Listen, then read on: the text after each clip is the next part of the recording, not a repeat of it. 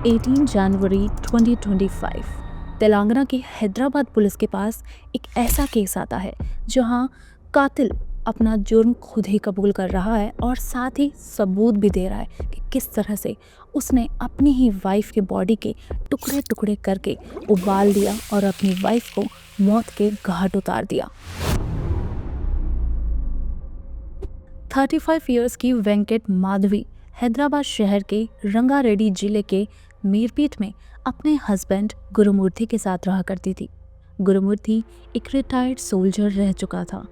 2003 से 2020 तक उसने इंडियन आर्मी में काम किया था और फिर DRDO यानी defence research and development organisation में एज अ सिक्योरिटी गार्ड की जॉब भी किया करता था।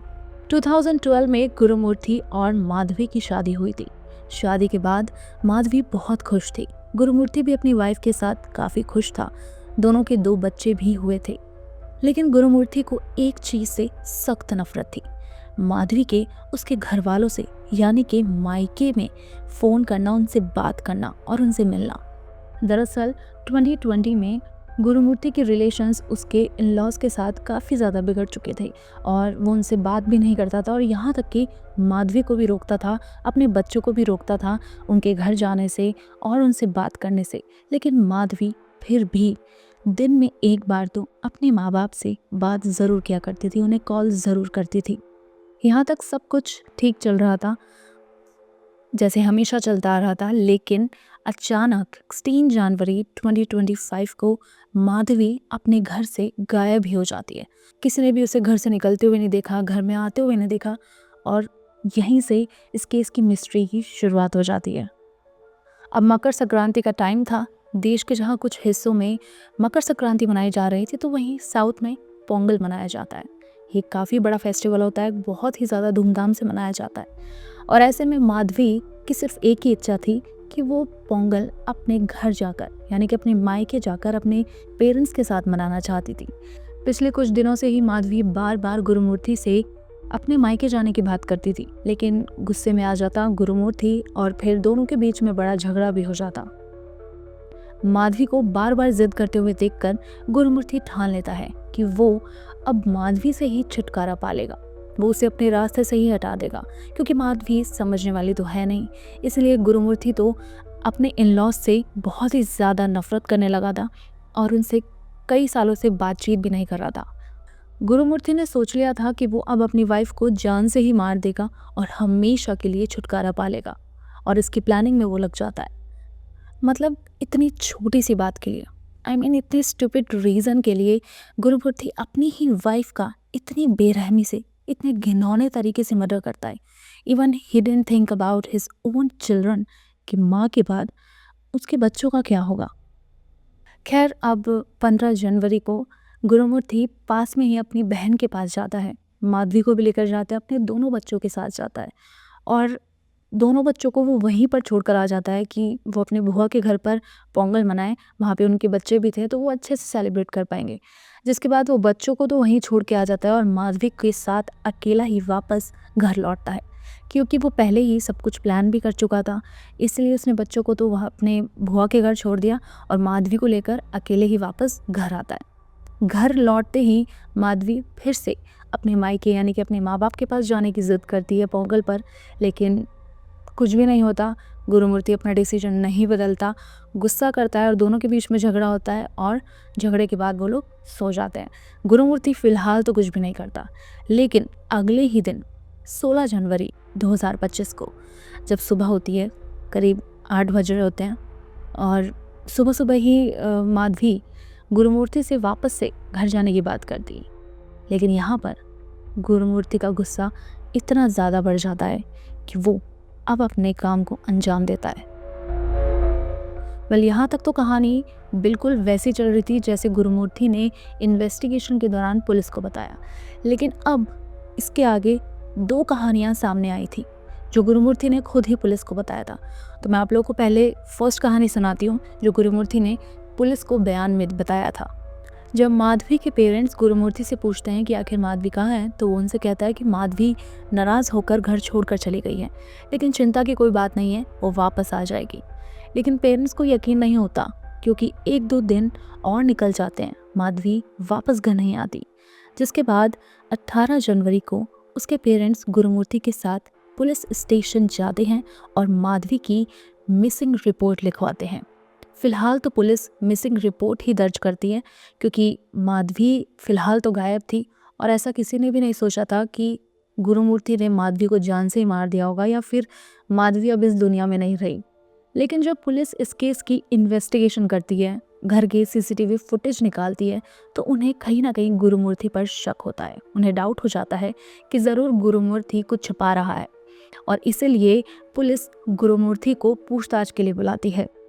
ऐसे में जब पुलिस गुरुमूर्ति को बुलाती है और उसे घुमा फिराकर सवाल करती है, तो ऐसे में वो काफ़ी ज़्यादा इरिटेट हो जाता है, परेशान हो जाता है और फिर गुस्से में आकर इरिटेट होकर ही खुद ही सारा सच उगलता है।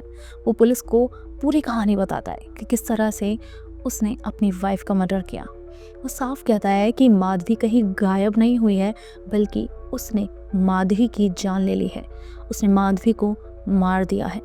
ये बात सुनते ही पुलिस के पसीने छूट जाते हैं, वो लोग शॉक हो जाते हैं कि आखिर गुरुमूर्ति ऐसा क्यों कह रहा है, क्या वाकई ये जो कह रहा है वो सच है। अब इतना ही नहीं बल्कि गुरुमूर्ति कहानी तो सुनाता ही है कि उसने मर्डर कर दिया अपनी वाइफ का, साथ ही वो पुलिस को अपने साथ अपने घर भी लेकर जाता है सारे सबूत दिखाने के लिए। और सबसे ज़्यादा शॉकिंग सीन तो यहीं पर ही आता है क्योंकि गुरुमूर्ति सीधा पुलिस को किचन में लेकर जाता है और वहाँ पर रखे हुए एक बड़े से प्रेशर कुकर की तरफ इशारा करता है और कहता है कि मैंने आखिरी बार लास्ट टाइम माधवी को इसी प्रेशर कुकर में देखा था। कैन यू इमेजिन, वो जब ये बात बोल रहा था तब पुलिस को झटका तो लगा ही था ऑफ कोर्स, लेकिन वो यकीन भी नहीं कर पा रही थी कि गुरुमूर्ति क्या सही में सच बोल रहा है। लेकिन गुरुमूर्ति यहाँ पर पुलिस को सब कुछ बताता है कि कैसे उसने इस काम को अंजाम दिया। वो पुलिस को बताता है कि उसने गुस्से में आकर माधवी का सर दीवार से दे मारा, जिससे उसकी वाइफ की जान वहीं पर निकल गई। ये देख के वो काफ़ी ज़्यादा घबरा गया था और लाश के पास बैठा रहा और सोचता रहा कि आखिर उसे क्या करना चाहिए। फिर वो बाथरूम में अपनी वाइफ की बॉडी को ले जाता है, उसके टुकड़े करता है और फिर इसी प्रेशर कुकर में उसके बॉडी पार्ट्स को उबालता है और फिर यहाँ तक कि हड्डियों को एक बड़े से बर्नर में जलाता है, बर्नर पर रखकर उसे जलाता है ताकि वो हड्डियाँ थोड़ी कमज़ोर हो जाए और उसके बाद वो उन्हें मिक्सी में ग्राइंड कर देता है। फिर उसके बाद रात में घर के पास ही एक जिलेला गुड़ा नाम की लेक में जाकर उन सभी टुकड़ों को फेंक देता है और मछलियों को खिला देता है। अब ये सारी बात पुलिस सुनने के बाद गुरुमूर्ति को सिर्फ डिटेन करती है पूछताछ के लिए, लेकिन अरेस्ट नहीं करती क्योंकि भले ही गुरुमूर्ति ने खुद ही सारे सबूत बता दिए हों, लेकिन पिक्चर अभी भी बाकी थी। क्योंकि भले ही सबूत पुलिस के सामने हो, गुरुमूर्ति ने बता दिया हो, लेकिन बिना किसी इन्वेस्टिगेशन के पुलिस भी गुरुमूर्ति पर कुछ भी एक्शन नहीं ले सकती थी, ऑफिशियली उसे अरेस्ट नहीं कर सकती थी क्योंकि रूल्स तो रूल है। पुलिस को खुद इन्वेस्टिगेट करके सारे सबूत जुटाने थे कि जो कुछ भी गुरुमूर्ति बता रहा है, कह रहा है, क्या वो सही में सच है। और इसी बात को साबित करने के लिए पुलिस इन्वेस्टिगेशन में जुट जाती है। पुलिस गुरुमूर्ति के घर के अच्छे से तलाशी भी लेती है ताकि कोई ना कोई सुराग, कोई ना कोई सबूत तो उनके हाथ लगे। लेकिन गुरुमूर्ति इतना ज़्यादा स्मार्ट था कि उसने बहुत ही सफाई से सारे सबूत मिटाए थे। पुलिस ने लाख कोशिश की कि उन्हें एक छोटा सा सबूत भी अगर हाथ लग गया तो वो इस मिसिंग केस को मर्डर केस में कन्वर्ट कर देंगे। लेकिन यहाँ पुलिस घर की भी तलाशी लेती है, सारे सीसीटीवी फुटेज निकालती है, यहाँ तक कि उस लेक को भी इन्वेस्टिगेट करती है अपने स्विमर्स को उतार कर, लेकिन फिर भी कोई भी सुराग पुलिस के अभी तक हाथ नहीं लगा था। अब करीब 6 से 7 दिन ऐसे ही निकल जाते हैं। पुलिस के पास सिर्फ एक प्रेशर कुकर की तस्वीर और गुरुमूर्ति की सुनाई हुई कहानी होती है, लेकिन ये मिस्ट्री भी सॉल्व तो होनी ही थी। लगभग 10 दिन के बाद इन्वेस्टिगेशन के दौरान पुलिस के हाथ फाइनली एक सबूत लगता है। पुलिस गुरुमूर्ति को ऑफिशियली अरेस्ट करती है और माधवी की मिसिंग रिपोर्ट को मर्डर घोषित करती है। और अब शुरू होता है कहानी का दूसरा पहलू। अब जो कहानी गुरुमूर्ति पुलिस को सुनाता है वो बिल्कुल सच होती है, क्योंकि फाइनली पुलिस के हाथ सबूत लग चुका होता है और गुरुमूर्ति भी समझ जाता है कि अब वो चाहे कुछ भी कर ले लेकिन बच नहीं सकता। इसलिए उसके पास कोई चारा भी नहीं बचा, उसे सच उगलना ही पड़ा। कहानी में आगे बढ़े उससे पहले मैं बता दूं कि कहानी में एक और छोटा सा ट्विस्ट था। 18 जनवरी को गुरुमूर्ति के एक चाचा भी पुलिस स्टेशन आते हैं और उन्हें बताते हैं कि माधवी कहीं गायब नहीं हुई है और वो कभी वापस लौट कर भी नहीं आएगी, क्योंकि गुरुमूर्ति ने उसका खुद अपने हाथों से मर्डर कर दिया है। ये बात चाचा यानी गुरुमूर्ति के चाचा पुलिस को बताते हैं अपने बयान में। वो पुलिस से कहते हैं कि गुरुमूर्ति ने खुद इस बात को कन्फेस किया है, खुद उन्हें बताया है कि उसने अपनी वाइफ का मर्डर कर दिया है। चाचा ने भी आकर सच बोल दिया था, तो गुरुमूर्ति चारों तरफ से फंस चुका था और उसे पता चल गया था कि बचने का कोई चांस ही नहीं है। इसलिए बिना किसी रिग्रेट के, पछतावे के, पुलिस को वो रियल कहानी बताता है कि उसने माधवी का कत्ल आखिर कैसे किया था। अब ये वाली कहानी पूरी तरीके से अलग ही सामने आती है और इतना ही नहीं बल्कि ये बात भी सामने आती है कि गुरुमूर्ति ने अपनी वाइफ माधवी का मर्डर कोई गुस्से में आकर नहीं और कोई गलती से नहीं हुआ, बल्कि ये सब कुछ प्री प्लान था। एक सोची समझी साजिश थी, सोचा समझा हुआ मर्डर था। दरअसल गुरुमूर्ति अपने ससुराल वालों से काफ़ी ज़्यादा नफरत करता था और इस हद तक नफरत करता था कि वो बिल्कुल भी नहीं चाहता था कि माधवी कभी भी वहाँ पर जाए, यहाँ तक कि उसके बच्चे भी जाएं। अब क्योंकि माधवी ज़िद कर रही थी पोंगल पर जाने की और कैसे भी करके गुरुमूर्ति को उससे रोकना था और उसे सिर्फ यही तरीका नज़र आया। उसने सोचा कि माधवी से क्यों ना छुटकारा ही पा लिया जाए, ताकि माधवी भी नहीं जाएगी और वो बच्चों को तो खुद हैंडल कर ही लेगा। तो इसलिए उसने जानबूझकर ये मर्डर किया और ये सब कुछ पहले से ही प्लान था। कैन यू इमेजिन गाइस कि कोई हस्बैंड अपनी वाइफ को इतनी बेरहमी से मार सकता है, और वो भी सिर्फ इस इतने छोटे से रीज़न के लिए कि वो अपने मायके जाना चाहती थी। मेरे ख्याल से ये कोई नॉर्मल इंसान तो नहीं हो सकता, ज़रूर वो साइकोपैथ ही है। अब गुरुमूर्ति बताता है कि जब माधवी जिद कर रही थी तब उसे अचानक गुस्सा आता है और वो माधवी का सर पकड़कर ज़ोर ज़ोर से दीवार पर मारता है, तब तक जब तक माधवी मर नहीं जाती। क्योंकि गुरुमूर्ति एक रिटायर्ड सोल्जर था और बॉडी से भी हट्टा कट्टा था, उसे टेक्निक्स भी पता थी कि कितने प्रेशर से मारना है और कितनी बार मारना है कि एक इंसान की जान ली जा सकती है। उसकी वाइफ की वहीं पर मौत हो जाती है। तब सुबह के करीब 8 बज रहे थे और अब वो अपनी वाइफ की बॉडी के पास बैठकर ये सोचने लगता है कि आखिर इस बॉडी से कैसे छुटकारा पाया जा सके। वो माधवी की बॉडी को घसीटकर सबसे पहले बाथरूम में लेकर जाता है और दीवार पर जब उसने माधवी का सर फोड़ा था तो उस दीवार पर जो भी खून लगा हुआ था वो सब कुछ वो साफ़ करता है और उसके बाद घर में ही रखे हुए एक चाकू से अपनी वाइफ के टुकड़े टुकड़े करता है। सबसे पहले वो उसके हाथ काटता है, पैर काटता है, सर भी धड़ से अलग कर देता है और फिर बचे हुए बॉडी के छोटे छोटे टुकड़े करता है। इसके बाद बहुत ही ज़्यादा हैवानियत भरा काम किया गुरुमूर्ति ने। उसने बॉडी पार्ट्स को पेंट की एक बड़ी बाल्टी लेकर, एक बड़ी बकेट लेकर उसमें पानी को गर्म किया, इमर्शन रॉड लगाकर उसने पानी को उबाला और फिर उस पानी में माधवी के बॉडी पार्ट्स को डालकर उबाल दिया। इतना ही नहीं बल्कि माधवी की बॉडी उबलने के बाद उसकी जो हड्डियां थीं वो भी गुरुमूर्ति ने एक बड़े से बर्नर पर रखकर उन्हें जलाया और फिर मिक्सी में ग्राइंड कर दिया। अब शाम के 6 बज चुके थे, यानी कि पूरे 10 घंटे बीत चुके थे करीब, और गुरुमूर्ति इन्हीं कामों में लगा हुआ था। माधवी की बॉडी को उबाल कर उन्हें एक थैली में डालकर अब वो फेंकने की तैयारी कर रहा था। अंधेरा होने का इंतज़ार कर रहा था कि कैसे अंधेरा हो और फिर वो घर से चुपचाप निकले ताकि कोई भी उसे देख ना पाए और वो उन बॉडी पार्ट्स को लेक में ले जाकर, झील में ले जाकर फेंक दे।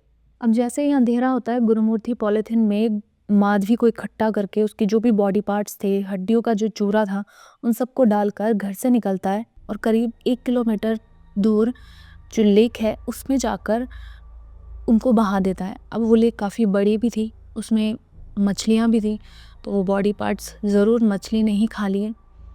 इसके बाद गुरुमूर्ति वापस घर लौटता है और घर की अब अच्छे से सफाई करता है ताकि कोई भी सबूत उसके खिलाफ ना मिल सके पुलिस को।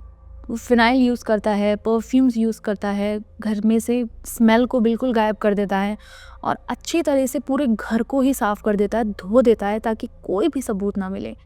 वो बाथरूम को भी अच्छे से चमका देता है। इसके बाद अब वो करीब 9:30 बज चुके थे। वो अपनी बहन के घर जाता है और अपने बच्चों को वापस लेकर आता है। मतलब वो उसी घर में अपने बच्चों को लेकर आता है जहाँ उसने अभी-अभी पिछले 10-11 घंटे से वो जो हैवानियत भरा काम कर रहा था, अपनी वाइफ का कत्ल कर रहा था, उसी घर में उन 2 मासूम बच्चों को लेकर आता है। उन्हें लाकर वो उन्हें चुपचाप सुला देता है। खाना वो लोग बुआ के घर से खाकर आए थे, इसलिए बस सीधा घर आए और गुरुमूर्ति खुद भी सोया और बच्चों को भी सुला दिया। नेक्स्ट डे उठता है, ब्रेकफास्ट रेडी करता है बच्चों के लिए, खुद भी खाता है। सब कुछ नॉर्मल तरीके से, जैसे कुछ हुआ ही नहीं, बिल्कुल नॉर्मल तरीके से वो दिन की शुरुआत करता है। अब तारीख थी 18 जनवरी। उधर माधवी के पेरेंट्स परेशान होते हैं क्योंकि 2-3 दिन बीत गए थे लेकिन माधवी का कोई कॉल नहीं आया था, कुछ पता नहीं चल रहा था। उन्होंने एक कॉमन फ्रेंड से पूछताछ करवाई गुरुमूर्ति से कि आखिर माधवी कहाँ है, तो पता चला वो तो अपनी दोस्त की गई हुई है पोंगल मनाने, 2-4 दिन में लौट कर आएगी। लेकिन पेरेंट्स को शक हुआ क्योंकि चाहे कुछ भी हो जाए, माधवी अकेले बच्चों के बिना तो कहीं नहीं जाती थी। वो जहाँ भी जाती थी अपने दोनों बच्चों को साथ लेकर जाती थी। अब ऐसे में पेरेंट्स आ जाते हैं और पुलिस स्टेशन जाकर माधवी की मिसिंग रिपोर्ट दर्ज करवाते हैं। अब गुरुमूर्ति को डर लगने लगता है कि अब पुलिस इन्वॉल्व हो गई है, वो जल्द ही पकड़ा जाएगा, इसलिए 18 जनवरी को ही उसने अपने चाचा को बता दिया था कि माधवी को ढूंढने का कोई भी फ़ायदा नहीं है क्योंकि मैंने उसे मार डाला है। वो अपने चाचा से कन्फेस करता है कि उसने अपनी वाइफ की जान ले ली है और गुरुमूर्ति जिस तरीके से चाचा को बताता है तो चाचा को साफ शक हो जाता है कि शायद गुरुमूर्ति सच ही बोल रहा है। ऐसे में चाचा भी घबरा जाते हैं क्योंकि जब पुलिस इन्वेस्टिगेट करेगी और गुरुमूर्ति पकड़ में आता है तो फिर चाचा भी अरेस्ट हो सकते हैं कि उन्होंने सच छिपाने की कोशिश की और गुरुमूर्ति का इस जुर्म में हाथ भी बटाया, उसका साथ दिया। इसलिए अपने आप को सेफर साइड लाने के लिए चाचा उसी दिन यानी कि 18 जनवरी को ही पुलिस स्टेशन पहुंच जाते हैं और सब कुछ बता देते हैं कि गुरुमूर्ति ने खुद कन्फेस किया है कि उसने माधवी को मार दिया है। माधवी कहीं गायब नहीं हुई है और ना ही वो वापस लौट कर आएगी। अब पुलिस हिरासत में ले लेती है गुरुमूर्ति को और पूछताछ शुरू करती है। लेकिन जब पुलिस लेक की अच्छे से जांच करती है तो उन्हें एक छोटा सा मांस का टुकड़ा मिलता है। बस इतना सा ही एक सुराख उन्हें लेक में मिलता है। बड़ी मुश्किल के बाद पुलिस को फाइनली ये सबूत मिलता है। अब ये टुकड़ा मिल तो गया था लेकिन पुलिस के पास अभी कोई कंफर्मेशन नहीं थी कि ये टुकड़ा, ये जो मांस का टुकड़ा है ये इंसानी टुकड़ा है या किसी जानवर का है या माधवी का है भी या नहीं। अगर इंसान का है तो माधवी का है या नहीं, तो ये सब कुछ इन्वेस्टिगेट करना था। पुलिस, फोरेंसिक टीम, एक्सपर्ट्स जुट जाते हैं और यहाँ तक कि दिल्ली, गुजरात और तेलंगाना की फोरेंसिक टीम एक साथ लग जाती है इस मिस्ट्री को सॉल्व करने में। अब वो जो स्किन का टुकड़ा था उसका डीएनए टेस्ट भी होता है। अब माधवी के पेरेंट्स जब आए थे उन्होंने रिपोर्ट दर्ज करवाई थी मिसिंग की, तभी पुलिस ने समझदारी दिखाई थी और पुलिस ने उनके डीएनए सैंपल्स भी ले लिए थे कि अगर कोई सबूत हाथ लगता है तो वो डीएनए मैच करेंगे और सच बाहर आएगा। तो ऐसे में अब वो जो स्किन का टुकड़ा मिला था, मांस का टुकड़ा मिला था, उसका टेस्ट होता है। माधवी के पेरेंट्स से वो स्किन का डीएनए मैच हो जाता है, यानी कि सच अब सामने था। पुलिस को सबूत मिल चुका था सबसे बड़ा और इसी सबूत के बेस पर वो गुरुमूर्ति को गिरफ्तार करती है। फाइनली ऑफिशियली गुरुमूर्ति अरेस्ट होता है और अब पुलिस की जो ऑफिशियल इन्वेस्टिगेशन है, पूछताछ है, वो शुरू हो जाती है। वो सीधा गुरुमूर्ति के पास जाते हैं और कहते हैं कि अब हमारे पास सबूत मिल चुका है और तुम्हारे बचने का कोई भी चांस नहीं है, तो बेटर होगा तुम खुद ही सारा सच बता दो। ठीक 28 जनवरी को फॉरेंसिक एक्सपर्ट्स का हैदराबाद पुलिस कमिश्नर को कॉल आता है और सब बताती है कि वो स्किन का टुकड़ा माधवी का ही है। इस बेस पर जो फाइनली गुरुमूर्ति को अरेस्ट किया जाता है और उससे पूछताछ शुरू होती है, तो पूछताछ में गुरुमूर्ति सब कुछ उगल देता है कि कितनी हैवानियत तरीके से उसने अपनी वाइफ का मर्डर किया। जब मैंने ये केस सुना था तो मैं खुद पूरी तरीके से हिल चुकी थी। बहुत ज़्यादा शॉक थी कि एक हस्बैंड अपनी ही वाइफ का इतनी हैवानियत तरीके से कैसे मर्डर कर सकता है। इतने ब्रूटल कोई सोच भी नहीं सकता, क्योंकि ऐसा काम इंसान तो नहीं कर सकता, एक आम आदमी तो नहीं कर सकता। एक साइको ही ऐसे काम को अंजाम दे सकता है। और इतना ही नहीं, बल्कि इस तरह का मर्डर करने के बाद गुरुमूर्ति के चेहरे पर ज़रा भी अफसोस नहीं था, ज़रा भी पछतावा नहीं था। इस मर्डर मिस्ट्री को लेकर आपकी क्या राय है, कमेंट सेक्शन में ज़रूर बताइएगा।